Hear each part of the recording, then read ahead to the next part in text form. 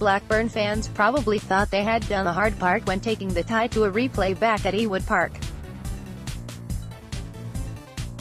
The game at St James Park saw Blackburn the better team overall, certainly until Jonjo Shelvey came on and helped Newcastle play a little better and eventually equalise with a few minutes left.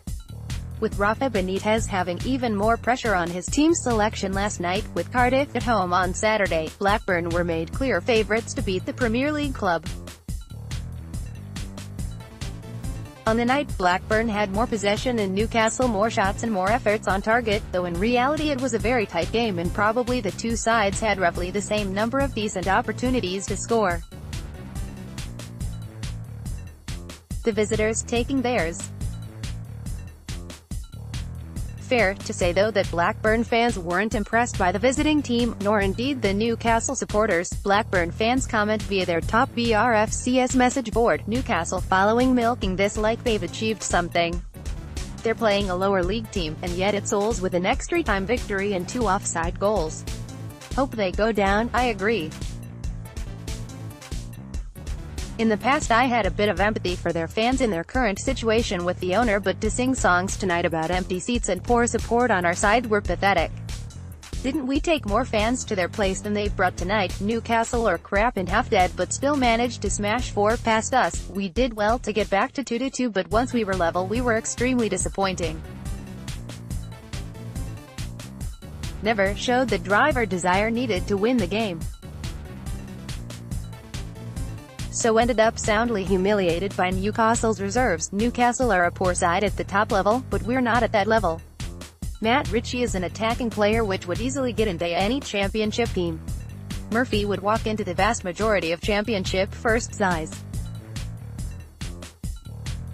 Joselu will be earning comfortably more than any of our team, and Newcastle's reserves, who according to Sutton on the commentary were worth £50 million. Somebody call the police as we have just witnessed a robbery. Chief suspect Lee Probert and his 2 bandits. Bizarre match that. Going 2-0 down early doors to then claw our way back into it, play the tune off the pitch, perhaps slight exaggeration, in the second half, then concede 2 goals in quick succession. Same old story. Focus, for crying out loud. For once I was hoping for penalties. Oh well. Cup run was fun. 1+ for me is the continued bit of form for Armstrong. Our lack of quality showed tonight against a team that was there for the taking. Conceding 4 against this lot is very disappointing. They are such a poor side. The turning point was taking Armstrong off in my view. He was our most potent threat and they were terrified of him. Conceding 4 at home to Newcastle reserves and a club in turmoil on and off the pitch that didn't really want to through anyway is pathetic, no matter how you try to dress it up. The first 3 Newcastle goals were absolute shockers from our point of view. Nice to see Armstrong score another. I'm not sure he particularly wanted or expected to score with that shot. It looked like he tried to hit it straight at the keeper to me, and he looked gutted when it squirmed under the keeper into the net. Don't know what to say really. Newcastle are dire and yet they've scored 4. I thought we did quite well last night in what was a patched-up side. The defense struggled, but I think that's understandable when you are missing 4 defenders and your right back is playing centre half. The grit and determination within the squad is outstanding. We lack a lot of quality, but we often make up for that in passion and energy. We saw that again last night. When that energy drains, we collapse and our lack of quality is exposed, hence why we concede so many late goals. Finally seen the Joselu goal on a clean screen.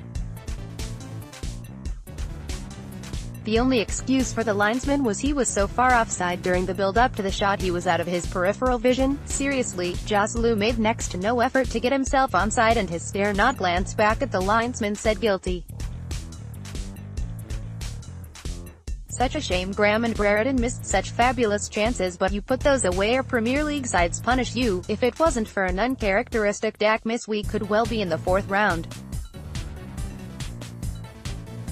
Also factor in the injury list, sickness bug, deflected goal, offside goal. I don't think we did bad to be fair and can consider ourselves unlucky.